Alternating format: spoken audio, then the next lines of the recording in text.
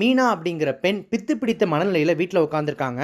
அவங்கள திருமணம் செஞ்சுக்க போகக்கூடிய மாமன் மகன் பாண்டி குடும்பத்தாருடைய அறிவுறுத்தலால பாலமேட்ல இருக்கக்கூடிய சாமியார் கிட்ட இதற்கான தீர்வு கிடைக்கும் அப்படின்னு நம்புறாரு. குலசாமி கோயில் வழியா அந்த சாமியாரை பாக்குறதுக்கு பயணப்படுறாங்க. அந்த பயணத்துல என்னெல்லாம் நடக்குது, உண்மையாகவே மீனாவுக்கு பேய் பிடிச்சிருக்கா, பல கேள்விகளை நமக்கு முன்னாடி எடுத்து வச்சு அதற்கு நம்மையே விடை காண வைக்கக்கூடிய ஒரு முயற்சியா வெளியாகி இருக்கக்கூடிய திரைப்படம் தான் PS வினோத்ராஜோடைய டைரக்ஷன்ல வெளியாகி இருக்கக்கூடிய இந்த கொட்டுக்காளி. எந்தவித பேக்ரவுண்ட் மியூசிக்கும் இல்லாம படத்தினுடைய அந்த ஒரிஜினல் சவுண்ட் அதை வச்சு மட்டுமே ரிலீஸ் ஆகி இருக்கக்கூடிய இந்த கொட்டுக்காளி திரைப்படத்துல மீனா அப்படின்ற கதாபாத்திரத்துல அண்ணா பெண்ணும், பாண்டி கதாபாத்திரத்துல சூரி, இவங்க ரெண்டு பேரும் நடிச்சிருக்காங்க. இந்த கொட்டுக்காளி திரைப்படத்தை தியேட்டர்ல பார்க்கும்போது இதுவரைக்கும் பார்த்த படங்கள் மாதிரி இல்லாம ஒரு புதுவிதமான அனுபவத்தை நமக்கு ஒரு திரை அனுபவமா கொடுத்து முற்றிலும் மற்ற படங்கள்ல இருந்து மாறுபடுது இந்த கொட்டுக்காளி திரைப்படம். கமர்ஷியல் சினிமாவை தான் நான் ரசிப்பேன், எனக்கு அடுத்தடுத்து ட்விஸ்ட் அண்ட் டர்ன்ஸ் இருக்கணும் அப்படின்னு நினைச்சீங்கன்னா கண்டிப்பா இது உங்களுக்கான படம் கிடையாது. ஏன்னா இந்த படம் உங்களுக்கு கண்டிப்பா போர் அடிக்கிறதுக்கு வாய்ப்பு இருக்கு. உலக சினிமா திரைமொழியை என்னால் ரசிக்க முடியும் அப்படின்னு சொன்னீங்கன்னா கண்டிப்பா இந்த கொட்டுக்காளி உங்களுக்கான திரைப்படமா இருக்கும்.